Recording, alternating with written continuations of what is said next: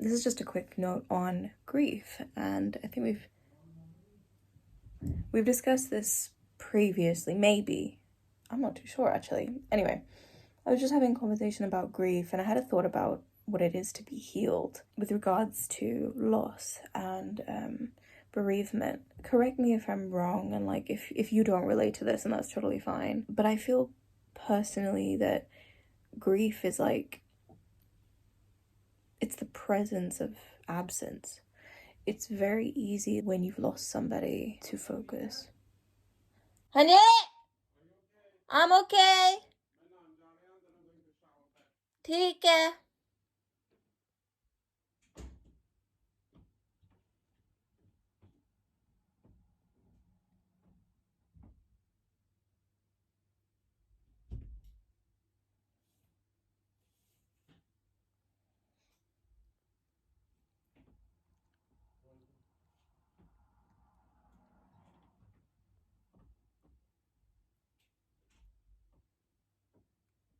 As I was saying, when you've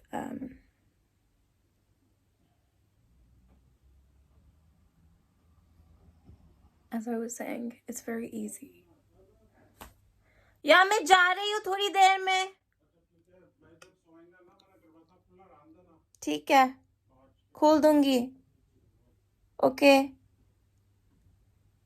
Let's try that again. Oh god, I'm like smiling and it's like a video basically about death. When you've lost somebody, obviously you're gonna be in a period of thinking about the death for a really, really long time. And I think obviously like for a lot of people that does involve a level of PTSD. With time, I think through processing and healing, you will find yourself focusing more on the life as opposed to the death. I don't know, correct me if I'm wrong, but I feel like that's kind of when you know you've healed. It's not that you never think about the death.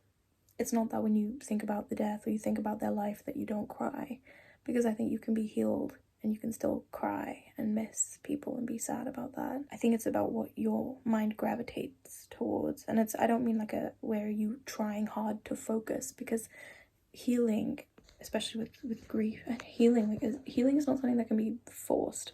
It's not like you can't, like if you have a wound, you can't say hurry up, but not like I'm going to force you to just be, it doesn't, like you can maybe apply the right treatments, but you got to give it time. You got to give it time, you got to do the right things for it. Same goes for the mind. And so I think you kind of, with regards to judging it, if you wanted to, I don't know, you just kind of wanted to, I don't know, maybe it's just like a food for thought. We can all have a little discussion about grief and all of that. I haven't thought too much about this, but I just thought it would be worth mentioning. I think when you've healed from grief, it is when you are not,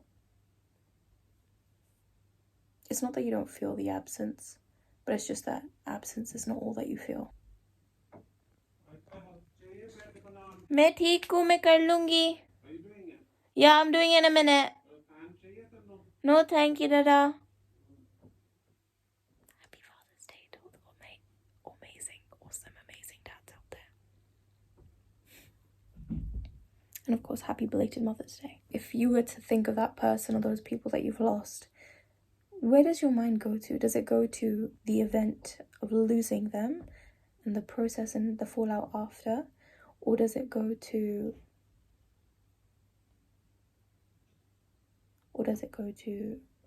their life and your memories with them? And I think that's a bit of an indicator as to kind of where you're at. I don't know, I'm not a counselor, I'm not a therapist, and it's I know grief, but it's also like everyone has their own experience too, so I can't just give like blanket statements and say this is how you know you're healed. I think also there is that quote, and it's true, you can be happy, hurting, and healing at the same time. You don't have to explain your grief to people. Like if you need help, then of course, like be like, look, this is a bit of a trigger for me because I'm going through this and it's a bit difficult to or I need this support to be the best human I can be at this current moment in time. And you stand your ground and you stand up for yourself. Like if you're like, I need time off of work right now and you can afford to take that time off, take that time off. I mean, I don't know, that's like going into another issue, but like just use that as an example. You're healing. Maybe I've said this in another, I don't know, I've made so many videos at this point. I really feel grief has a mind of its own. And it's important to learn how to make sadness your friend, but not necessarily a friend, but like a colleague or an acquaintance, just like any other emotion. A lot of people don't want to feel pain, they don't want to feel sadness, they're all consumed by it, and at times we're all guilty of that, and there's nothing to be ashamed of because we're human. Sometimes we are. There are just things that we cannot handle. We don't have the capacity for them. There is a limit. Each of us has a limit, and that's okay. If you're grieving at the moment, I want to say that there will be a day where it doesn't hurt so much, both because the pain has reduced, but also because you have also gotten stronger. And I think that's a beautiful, beautiful thing. Not the grief and the devastation, of course, but the healing that comes from it. You're gonna be okay. You're gonna be okay. Anybody that's going through grief right now, so the majority of us, to be honest, it's a part of life. Ironically, death. Or maybe not ironically.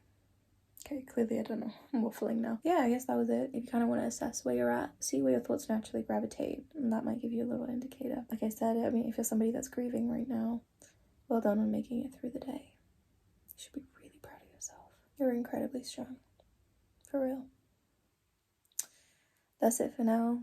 I don't know if that video was helpful, but just let's talk about it. Let's talk about grief. Let's talk about our experiences with it, how we would define healing. Do you ever like really and truly heal? What does that look like? What does that look like for you? I actually wrote a few poems. I'm gonna say a few. I like to write poetry, and there's this one poem I've got, and now I'm forgetting what it's called. I think it's called Flavours.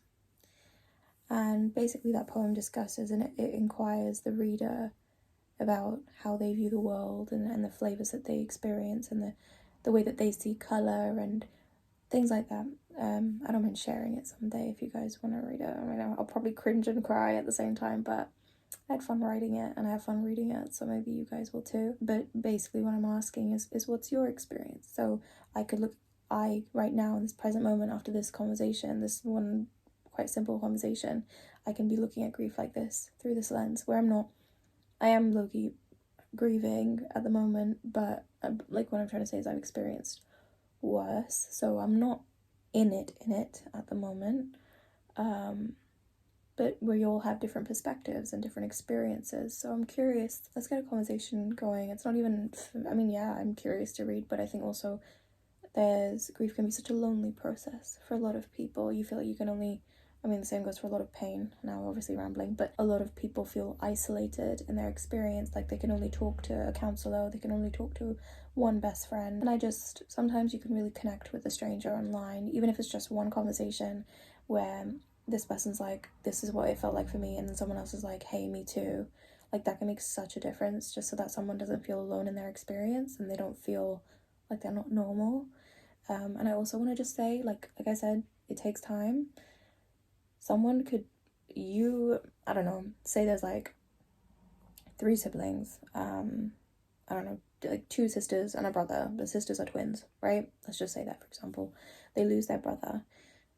So those sisters have known their brother the same way, pretty much for like the same time. So basically control measures, but they could both experience grief so differently. So differently. One of them could, like, within 6 months they're able to like function a lot, like handle their regular life and shower, and you know, they're able to like carry on as normal, I guess you could say. But the other sibling might not be the case. It could be 6 years for them. So never judge yourself for how long it takes you. I think that's really important.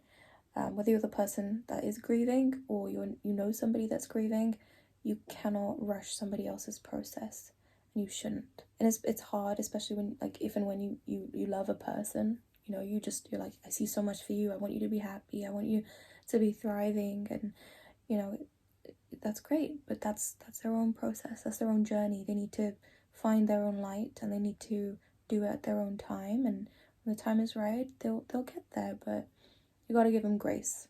You gotta give them grace, because no one really gives you a handbook. You know, they give you, what is it, how many stages of grief? 5?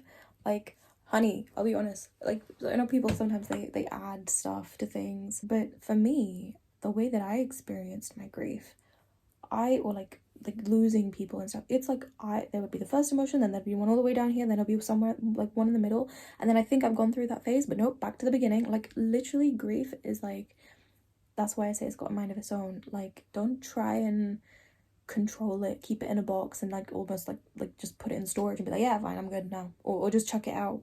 Yeah, it's gone. No, it's not. No, honey, it doesn't just go like that. So that's why I say, like, make sadness sort of like an acquaintance or a friend, or whatever emotion you get. I'd say if grief is like a mountain, or like grief is sort of like, it's like an iceberg.